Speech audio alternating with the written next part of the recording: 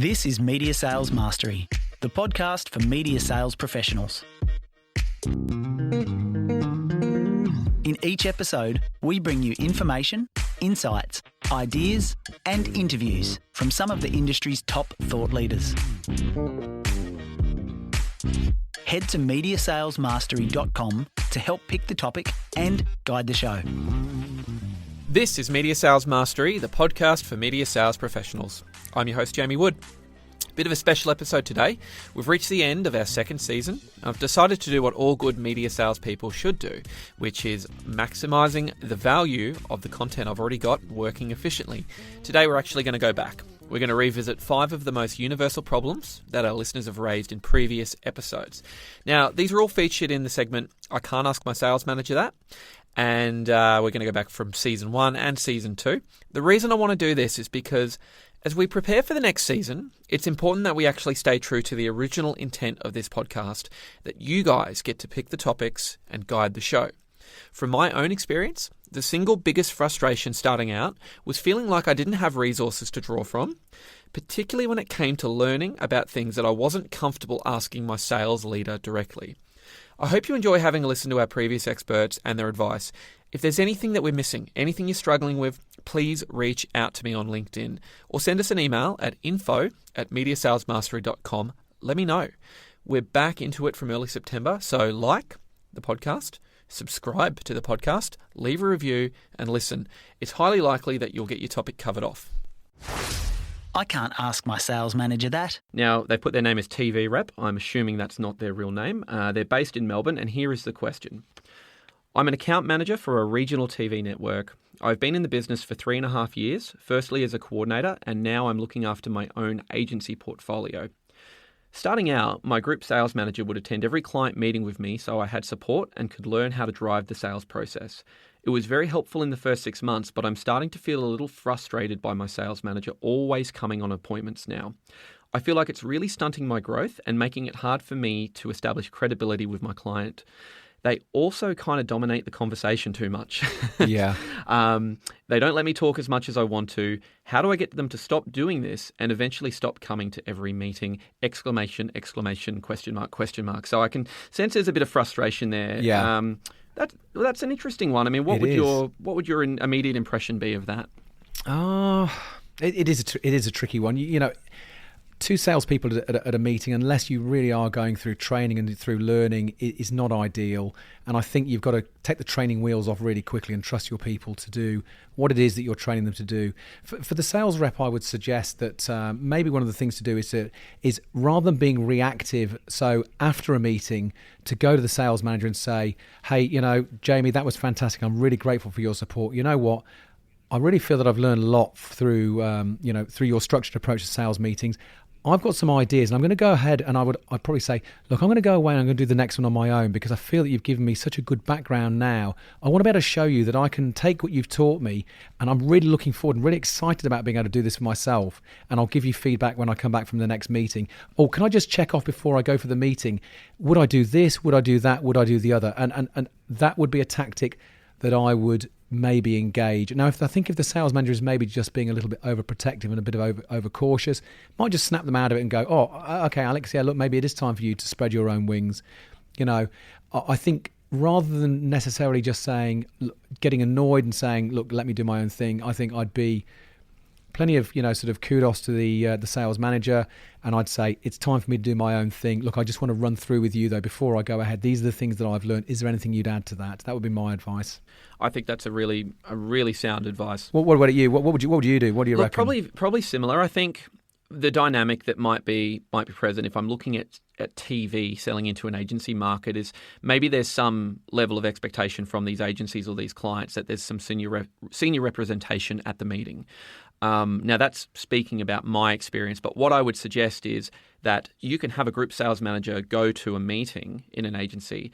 You still need to let your account manager ultimately drive that conversation. So if I was the account manager and the dynamic that was present was the group sales manager wants to be present for maybe it's just a norm of their industry, I would actually say, look, I'd really love if you could let me take point on this meeting. I'd love to get some feedback, but please don't jump in and rescue me because I want to potentially just get to a place where I can really sort of go out there and have the safety net removed from below. So do I have your permission to let me drive this next one and provide some feedback off the back?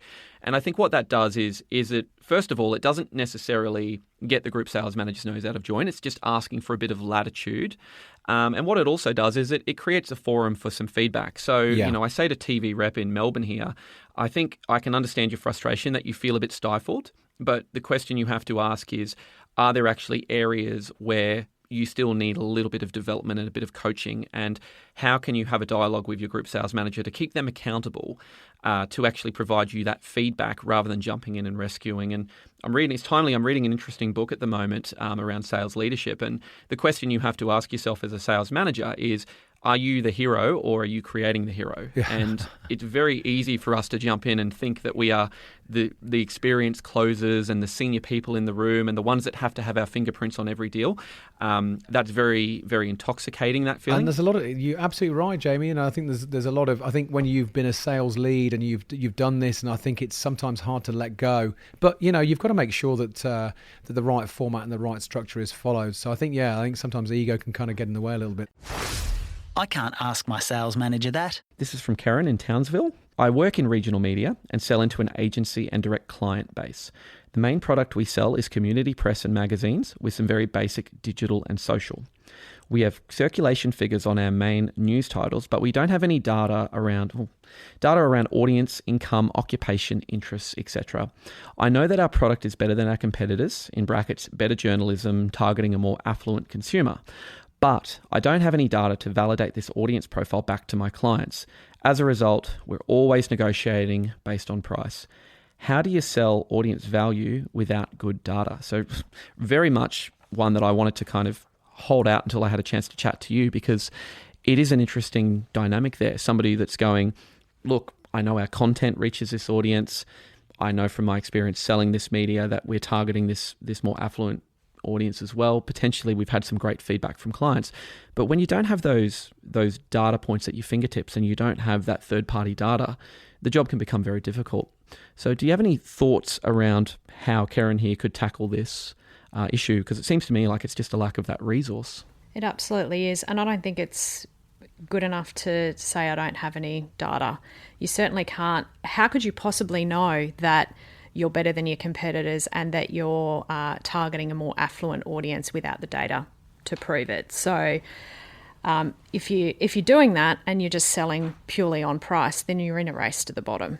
There's no longevity in that. So I would say it's no longer good enough to sell on goodwill, likability, or I reckon this will work. You need to turn that I reckon factor into I know. So if you aren't officially audited or surveyed, commission your own, survey your readers. You've got a community newspaper, put it in the paper. Survey your social community and go in and talk to your sales manager about getting this kind of data. Use a third-party researcher to help you, or get an insight specialist to help you do that, because ultimately, great selling, you need that support because data is essential. I would say it's just not good enough. You're not going to get anywhere. So you need to make headway. There's no excuse for not having it. Data it's the new oil, and without it, you won't keep the sales engine running because you can't prove why you can charge more or why you are different beyond, I know we're targeting this. I think we're targeting this. I reckon we're targeting this. I think we're doing this better. That's no longer going to cut it in today's agency. Even the smallest businesses in this country have their own data to fuel their businesses. So they're going to expect it all the way through up to big agencies who will expect it. So they won't accept a sell without some good data. So the feedback there, and I say this with a fairly limited understanding of this scenario, but the feedback sounds very much like you need to maybe hold your sales manager in the business a bit more accountable to providing you with some sort of data capture that you can use to validate what your audience is. Give you the tools to sell your proposition. It's as simple as that. But I think what you said there, and this is the thing, we look at it and we go, okay, circulation data or some sort of partnering with a Nielsen or something like that, maybe that's not an option to this organisation. that's fine. But you can still be pragmatic. What you said around Survey Monkeys, around case studies, around other testimonials, even in the short to medium term, some of those tactics could actually just help you just validate the fact that your medium maybe does have a bit of a differentiator. You've got to kind of substantiate that. You can't just go, our content targets a more premium audience, therefore you're reaching a more valuable consumer. Yeah, definitely. You've definitely got to be able to validate it. And things like case studies and testimonials, they're good. They're a bridge, but I certainly would be looking at, longer term, how you can survey your own readers, at least to get a dipstick on that. Yeah. Spend a little bit of money to make a little bit of money. Yeah, I think that's a great suggestion. The other thing I would add to that, and the only reason I add this is because I've discovered it the other day, is, ANZ, NAB, all the big four banks, they all offer a ton of resources and a ton of different transaction data and industry category data and white papers on different industries and categories as well. So something that's just worth considering there as a resource is head on to NAB Business Insights, think about the clients and the market that you're selling into, and have a bit of a read about some of that category data, because you're certainly not using it to sell your medium, but it's going to help you have a better understanding of the client base that you're selling into and their industry. And sometimes I think there's so much resource available at our fingertips that things like that can really help you in the short to medium term.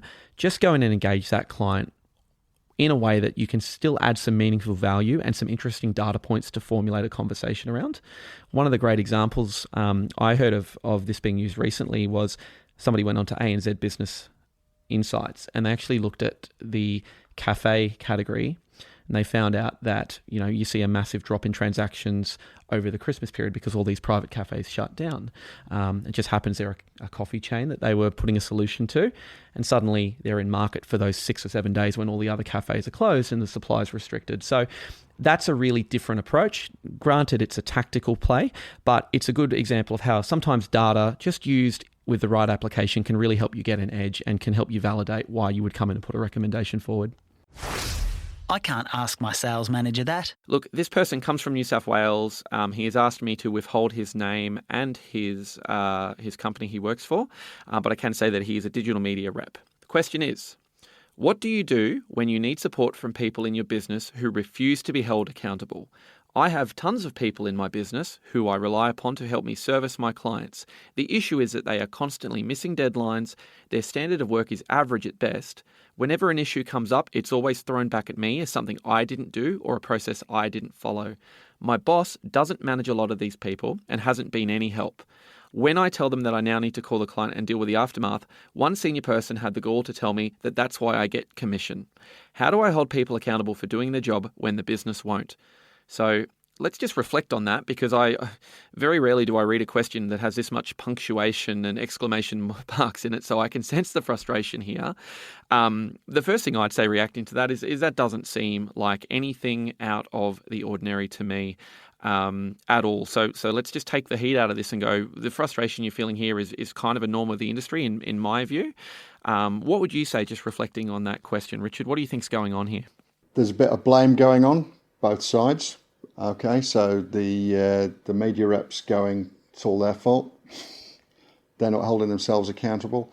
The people that he or she is talking about are also going, well, it's your responsibility and it's your fault. So you've got a conflict situation. What are your options? Okay, we come back to the 4 behaviour choices. You behave assertively, aggressively, passive-aggressively, or passively. You could escalate it to your boss and go, well, you get paid more than me and you're more experienced. Could you deal with it? I think that's abdicating.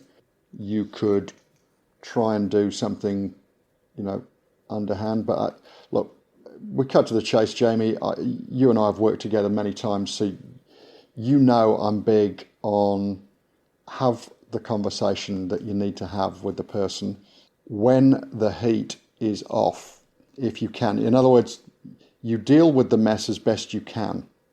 Once it's done, and there's not this he said, she said going on, and let's say I'm the media sales rep and you're the person in the other department, Jamie, just role play with me here. I'd come back to you and go, Jamie, can we go out for a coffee?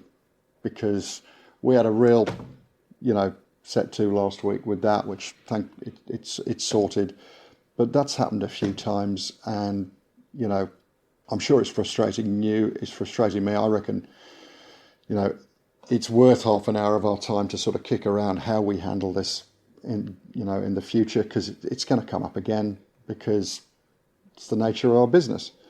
So I'd set it up not as I'm going to give you a real talking to. I'm going to set it up as this is a problem for both of us. I'm sure it's frustrating you. So I've got a decent intention. It's not to give you a kicking. Then, when we're having the conversation, we are really clear about what has happened and the behavior that has caused it to happen on both sides. We do not get into judgy, name-calling, you're arrogant, difficult, whatever. Just talk about the behavior. You also show some understanding of, look, I get it from your point of view as to why you are going, we get paid the commission and this, that, and the other, or why you haven't been able to do this. But then you need to say, this is how I feel. So this is where I'm at. It's got to be an I statement. Look, but I feel really frustrated. To be honest, I feel whatever it is, whatever is your emotion, kind of go, put it on the table.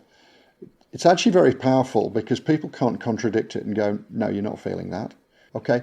What I need us to do is to figure out how we deal with this type of situation, because it comes up twice a month or 3 times a month or whatever, and it ain't good. Now, the final kicker is there's got to be a consequence. Now, I'm the father of 2 children, one 16-year-old girl, one 13-year-old son, and I know as a parent of a child, and we could all relate to this when we were children, our parents give us certain consequences. If you don't do that, then this. First of all, you've got to go, that consequence is either something I want, because a consequence can be positive, or something I don't want, and the person has got to be able to follow through. So if you think your mum and dad is all talk, but they never follow through, okay? Now you play this into office politics and interaction. People go, well, I had a conversation with Jamie and nothing changed. I go, so what was the consequence you gave them? What do you mean? Well, a consequence has either got to be something Jamie wants to happen. If you do this, if we can do this, then this, and it's a good thing. Or if you don't do this, then this happens, and that's a bad thing. And they go, oh, I didn't do that.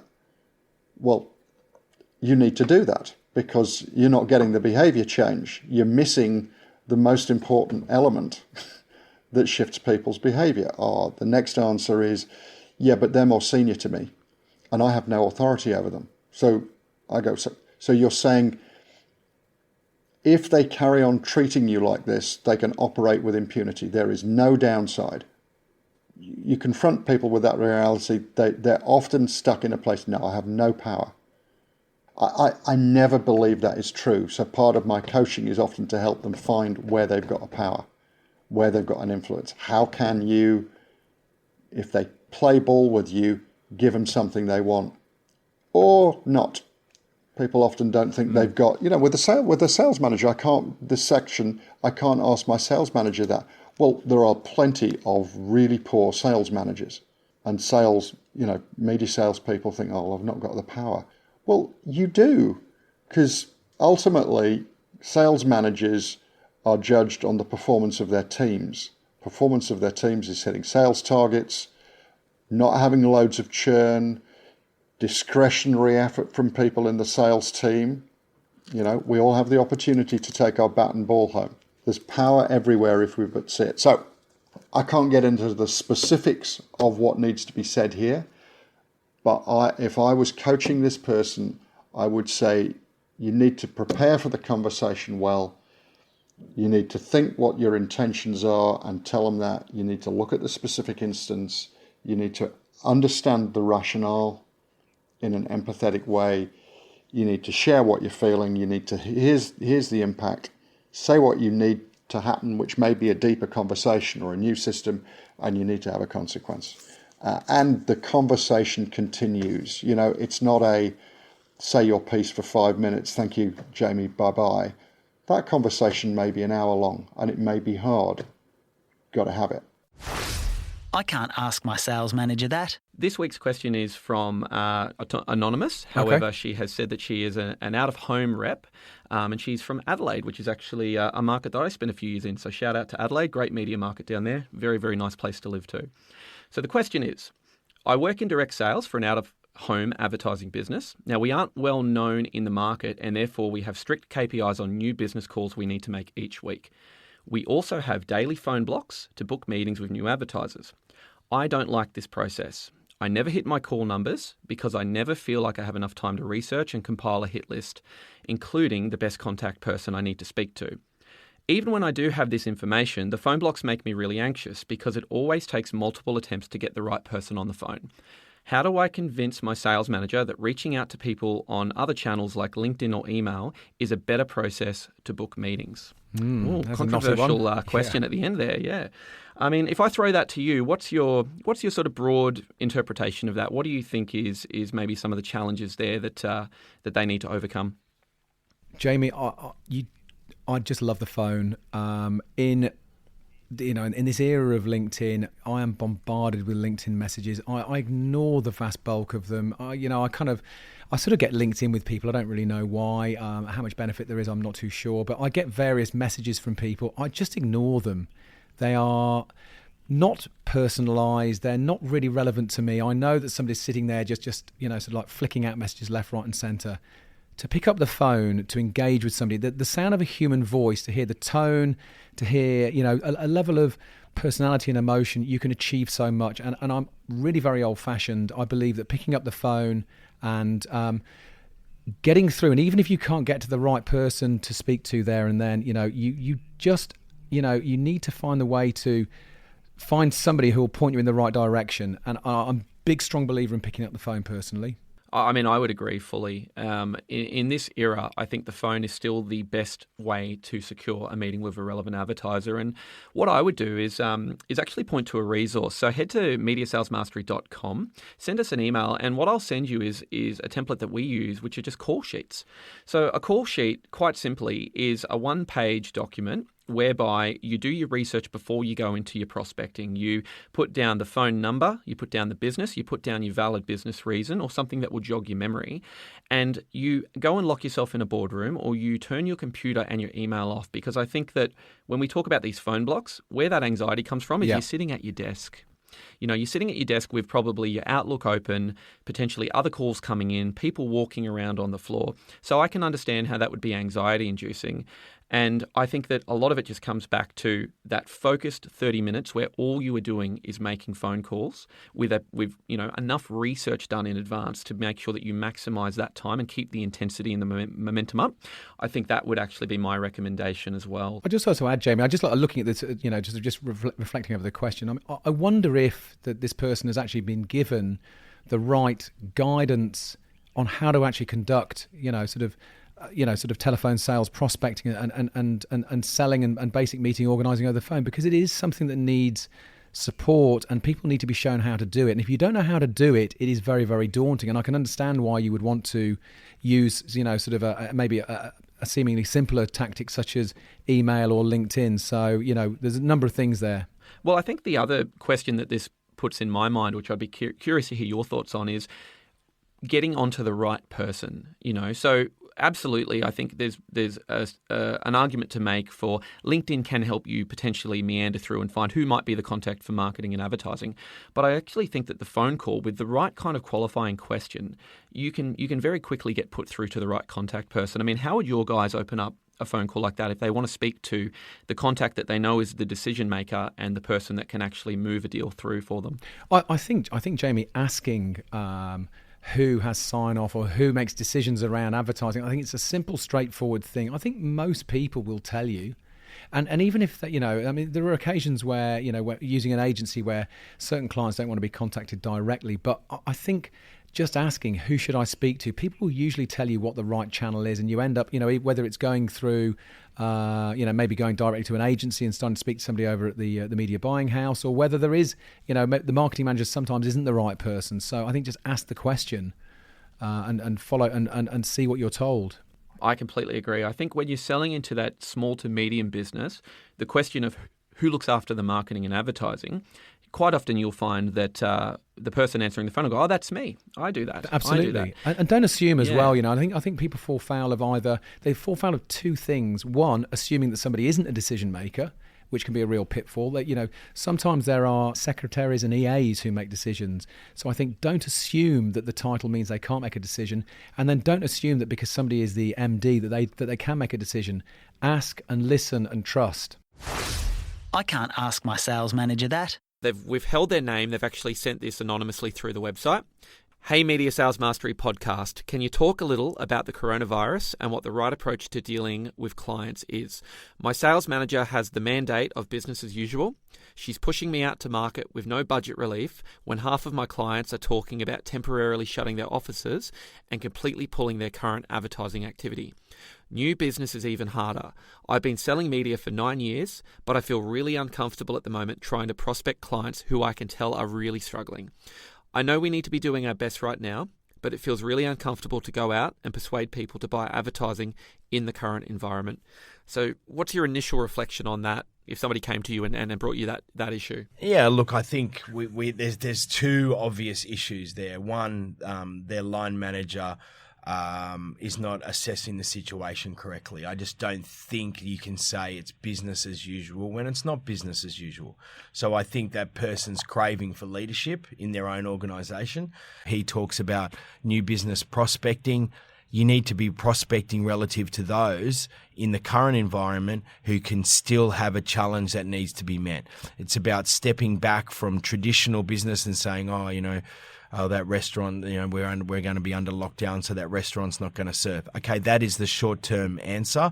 The long-term strategy is then how do we get this person's fantastic product into people's homes safely, hygienically, and swiftly? That's message.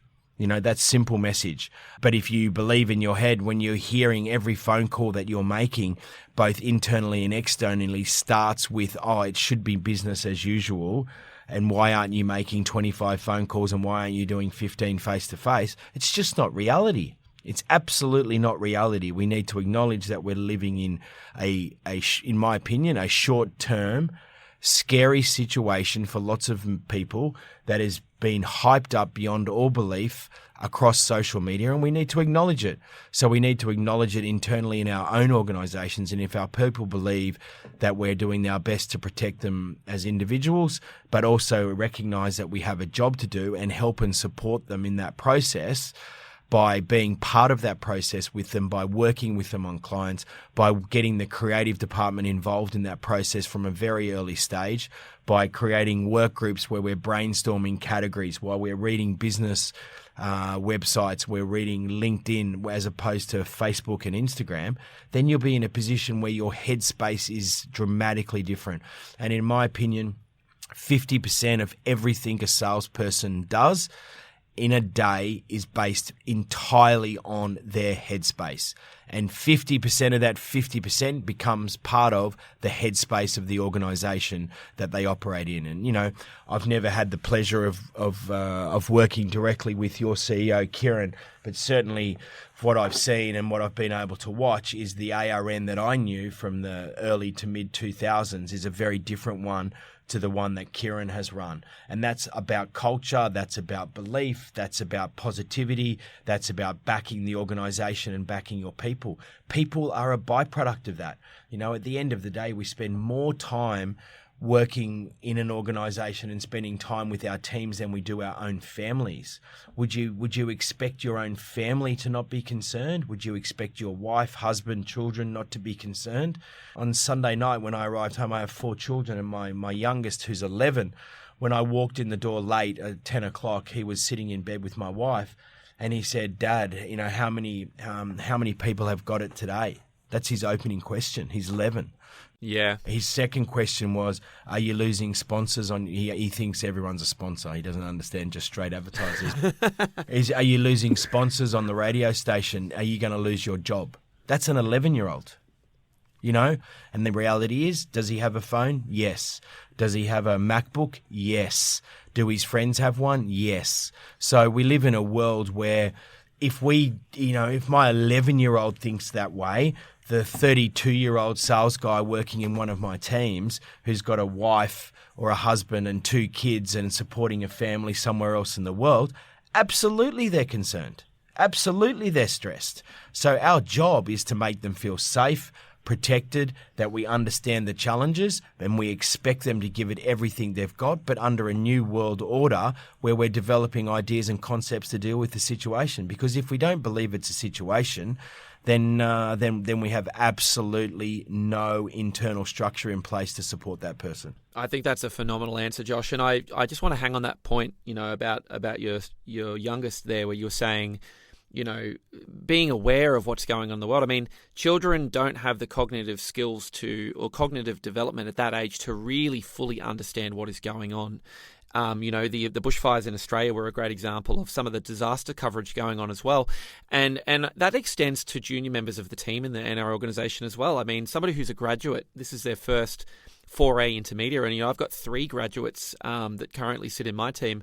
We've got to be very careful with how we actually communicate and message to those people, because they don't understand necessarily what the actual current context is. They've never really even been exposed to a corporate work environment, much less one that is dealing with some significant headwinds. So, my headspace is similar to yours in that so much of coming in and doing what we do, the mental battle needs to be won and fought at the start of every day from every person, because if your people don't feel strong, protected, fortified, and able to go out to market and proudly have a really consistent message, fundamentally, you're not going to have any success off the back of that.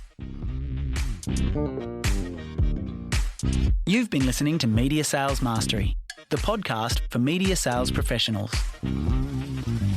Head to MediaSalesMastery.com to help pick the topic, guide the show, and don't forget to subscribe to receive new episodes each week.